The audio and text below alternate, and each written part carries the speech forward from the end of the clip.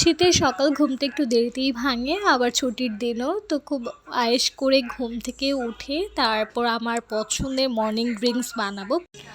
আদা এবং একটু হলুদ গুঁড়া দিয়ে আসলে আমি এই সকালে মর্নিং ড্রিঙ্কসটা প্রত্যেক দিন চেষ্টা করি খাওয়ার। এবং আমার তোকমা দানা, চিয়া সিড এবং ভুসি দিয়ে বানানো ড্রিঙ্কসটাও খেয়ে নিই। দুটো ড্রিঙ্কস বানিয়ে টেবিলে রেখে দেন আমি ফ্রেশ হতে যাব। সো আমি উইন্টারে সিম্পলের এই ফেস ওয়াশটা ইউজ করছি। আর আমার সেলফ কেয়ার, স্কিন কেয়ারের জন্য মেনলি বেসিক যেই প্রোডাক্ট সেগুলো হলো এইসব প্রোডাক্ট ইউজ করছি। এবং তারপর সকালে ব্রেকফাস্ট এবং আমার ড্রিঙ্কস খেয়ে সকালটা এইভাবেই কেটে গেল।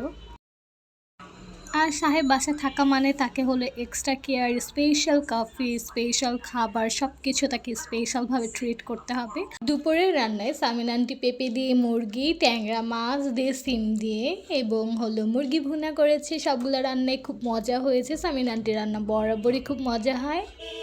আজকের ব্লগে আমি প্রিভিয়াস কিছু খাওয়া দাওয়ার ভিডিও অ্যাড করছি। এই সপ্তাহে টুকটাক আমাদের যা খাওয়া হয়েছিল, গতকাল ছিল টুইসডে, অ্যান্ড টুইসডে নাইট মানে আমাদের কেএফসি থেকে চিকেন অর্ডার দেওয়া হয়।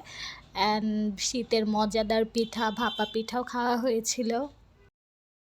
এবং আরেকদিন ননদ ভাবি মিলে হলো নুডলস অ্যান্ড স্যুপ রান্না করেছি। দুজন মিলে রান্না নিয়ে অনেক এক্সপেরিমেন্ট করলাম যে কী কী এক্সট্রা অ্যাড করা যায়, কীভাবে রান্না করলে আরেকটু মজা হয়।